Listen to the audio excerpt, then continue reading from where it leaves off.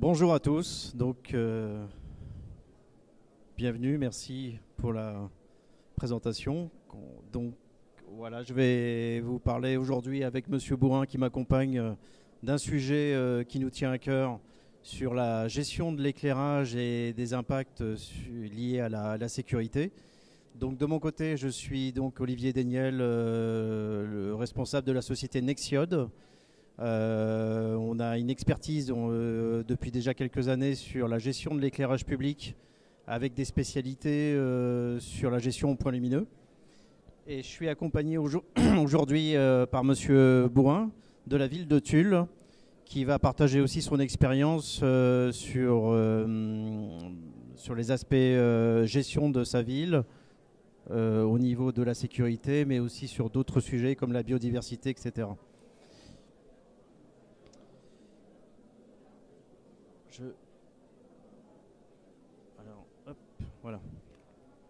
Alors, pour se représenter, la société Nexiode est basée en Bretagne et nous développons des solutions de pilotage au point lumineux, des solutions assez innovantes sur lesquelles nous travaillons depuis 2015 avec différents types de technologies radio.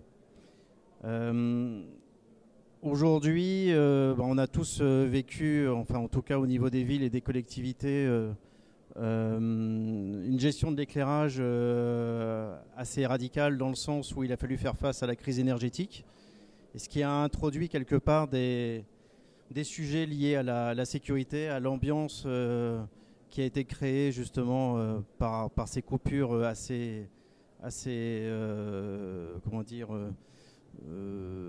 peut-être un peu radicales, on va dire, mais qui ont permis de réagir par rapport à une certaine dépense d'énergie.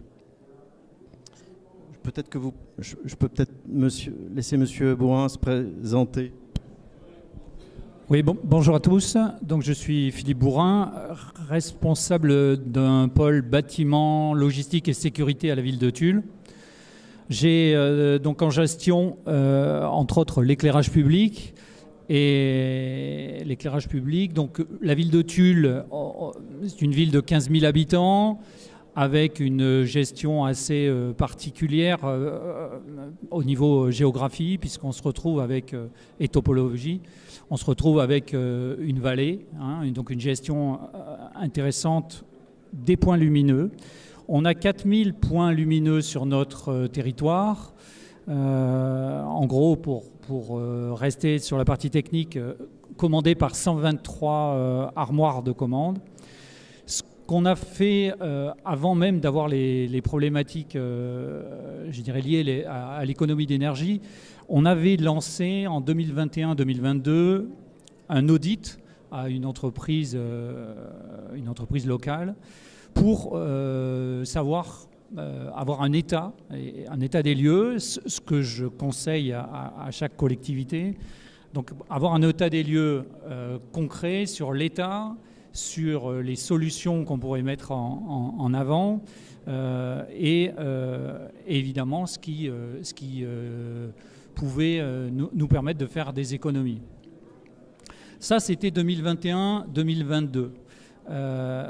Donc le rapport d'audit est sorti, on s'est retrouvé avec en gros 14% d'éclairage LED et le reste en fait des éclairages qui sont très peu économiques. On avait donc dans l'état des lieux, ce qui ressort surtout, c'est qu'on avait 87% de notre éclairage à rénover. Et pour ce qui était des mâts d'éclairage, on était sur un état à peu près pas mal. Enfin, 2/3 des mâts étaient en bon état, on dirait. Donc au niveau de la consommation, pour la commune, on est à peu près on va pouvoir dire à peu près à 400 000 euros de consommation d'énergie sur la partie éclairage. Donc, qu'est-ce qu'on a fait typiquement au moment où, l'année dernière, en fait, on s'est rendu compte qu'on avait besoin, enfin, on s'est rendu compte, en tout cas, on a tous pris conscience qu'il fallait faire quelque chose. Donc, à la ville de Tulle, on a pris la première décision et une décision qui était la nôtre. Quand je dis la ville de Tulle, c'est surtout les élus. Hein. Ils ont pris la décision de nous demander avant de prendre la décision, nous ont demandé ce qu'on pouvait proposer. Certaines villes avaient déjà trouvé la solution de couper complètement l'éclairage, solution assez raide, je dirais, pour les administrés, les utilisateurs. Nous, on a proposé de faire autre chose. Et les élus nous ont suivis là-dessus.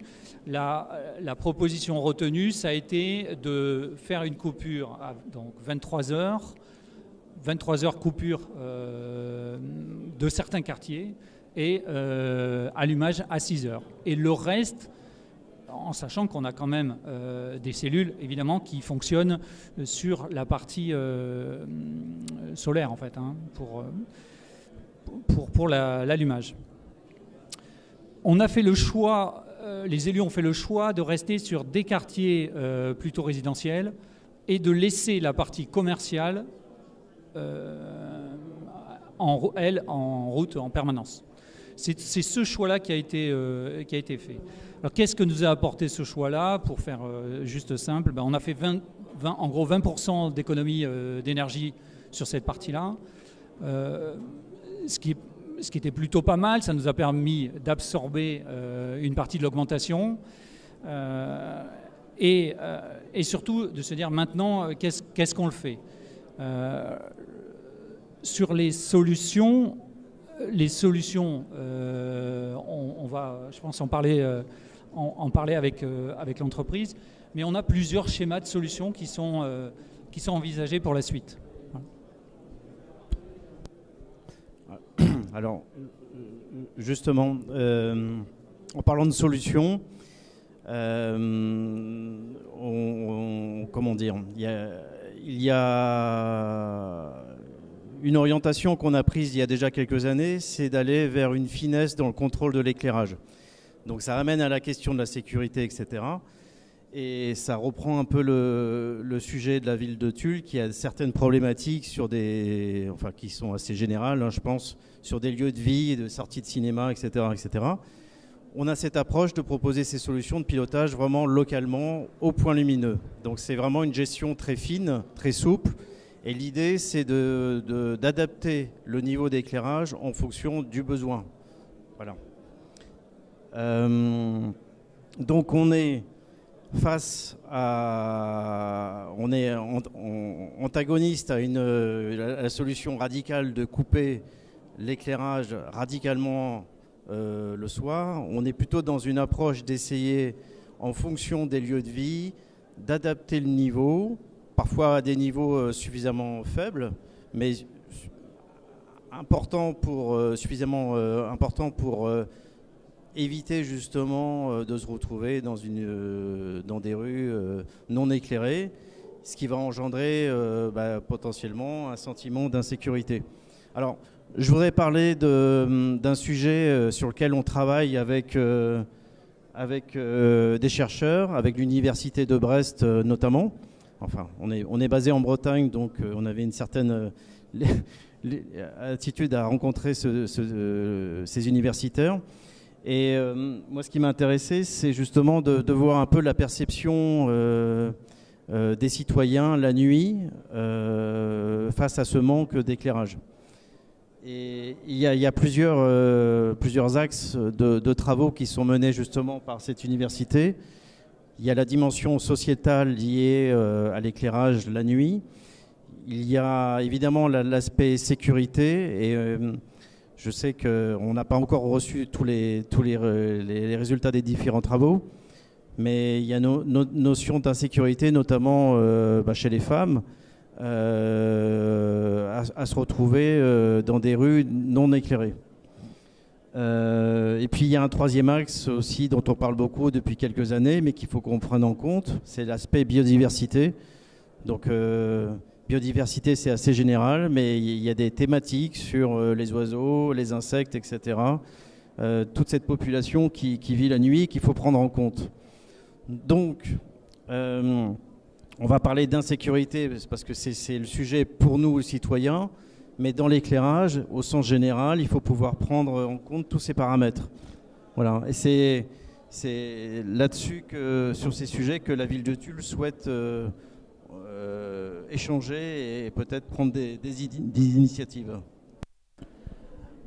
Oui, alors quand je vous ai dit qu'on avait pris des décisions, en fait, la question, elle est un peu dans le thème de notre intervention. Est-ce que la décision a été prise comme ça, ou est-ce qu'il y a eu une petite concertation ? À mon avis, elle a été assez légère. La décision était tellement liée par le budget qu'elle a été assez légère. Mais néanmoins, en tout cas dans ma ville, il y avait déjà une volonté de travailler sur la biodiversité.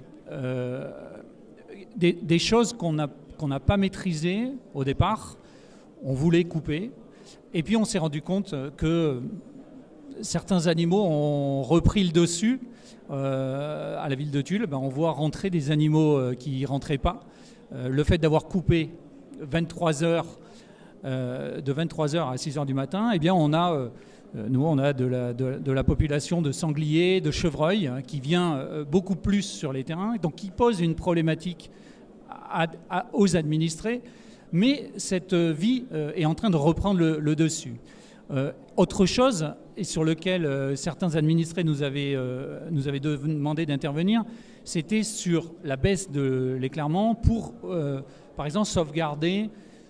Je vais prendre un exemple qui est assez simple, c'est sauvegarder nos buis, parce qu'on sait quand on s'y intéresse que le buis en fait est attaqué par un papillon qui lui attaque la nuit.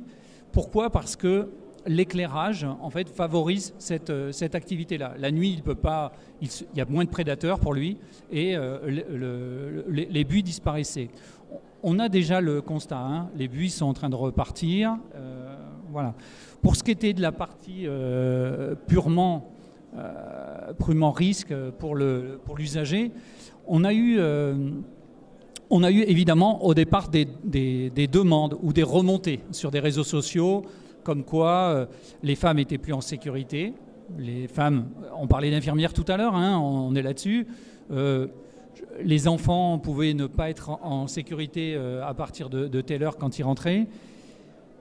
Mais néanmoins, pour avoir fait un retour avec la police nationale et municipale, on n'a pas plus d'agressivité qu'on en avait avant. On n'a pas plus de vols non plus, et on n'a pas obligatoirement de changement là-dessus.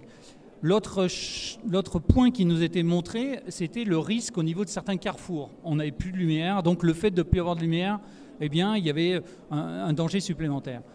Je crois que ça, on arrive à le balayer simplement sur le fait que quand on a mis l'éclairage public au départ, il y a une trentaine d'années, eh bien, l'éclairage était là aussi parce qu'on avait des difficultés au niveau des véhicules pour éclairer. Aujourd'hui, l'éclairage de nos véhicules nous permet d'avoir une certaine lumière et on n'a pas plus d'accidents là-dessus. Mais ce qui est certain, et je suis convaincu de ça, c'est qu'il est important de prendre chaque point particulier. On a eu cette demande au niveau du cinéma, par exemple. Hein. Au niveau du cinéma, et quand on a un film qui dure plus longtemps que 23 heures, enfin qui va terminer après 23 heures, eh bien on a une insécurité qui arrive. On a travaillé là-dessus, on a remis de l'éclairage. Mais on doit aller plus loin, et c'est là que l'entreprise en fait, nous amène aussi quelque chose là-dessus, son analyse.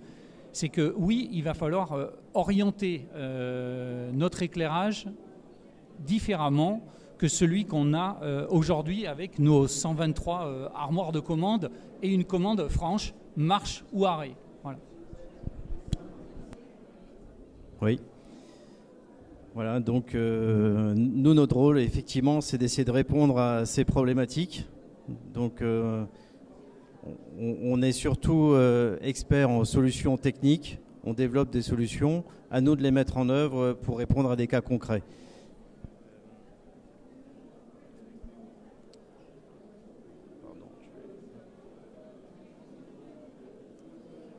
Voilà. Donc, Donc pour avancer un peu sur le sujet, nos solutions permettent justement de piloter l'éclairage sur dans des situations vraiment très précises. Elles sont customisées. Les niveaux d'éclairage peuvent être gérés. Il est possible d'intégrer aussi des différents types de capteurs pour faire ce qu'on appelle de l'éclairage dynamique. Donc ça, c'est une vraie solution parce que ça répond aux problématiques de consommation d'énergie. C'est la priorité, malgré tout. Et puis, ça répond aussi aux problèmes d'insécurité, c'est-à-dire en gros, détection de piétons, détection d'un événement. On peut réagir instantanément et allumer une portion de rue en moins d'une seconde, typiquement. Et on peut aller un peu plus loin aussi dans la démarche en faisant de la variation d'intensité. Donc on ne va pas forcément chercher à allumer à 100% une rue en cas d'un passage, mais on peut tout simplement faire de la variation et monter à des niveaux suffisamment faibles de 10%, ce qui va en générer assez peu de consommation d'énergie, mais répondre à cette problématique d'être dans le noir tout simplement. Voilà. Alors pour continuer un petit peu sur la partie innovation, ces solutions elles sont déjà déployées depuis déjà quelques années. On continue d'avancer justement pour essayer de répondre de façon la plus intelligente possible à ces différentes problématiques. Pour l'instant, l'homme, je dirais, a toujours la main pour contrôler les différents scénarios d'éclairage, c'est-à-dire je peux aujourd'hui programmer à telle heure, je peux rajouter des capteurs, je peux adapter le niveau. Peut-être, et en tout cas on va essayer de se focaliser sur ces sujets à l'avenir, peut-être qu'il faudra prendre en compte de plus en plus d'avoir un éclairage vraiment très intelligent, je dirais un petit peu plus smart, qui va essayer de considérer son environnement et s'adapter de façon un petit peu naturelle à son environnement et aux contraintes de la ville. Voilà. Donc pour terminer, à moins que M. Bourrin ait peut-être quelques éléments à rajouter, je vous invite tout simplement à venir nous rejoindre sur le stand Nextiod où on pourra continuer nos échanges, échanger sur ces aspects et vous proposer une démonstration et rentrer dans le détail si vous le souhaitez. Merci à vous.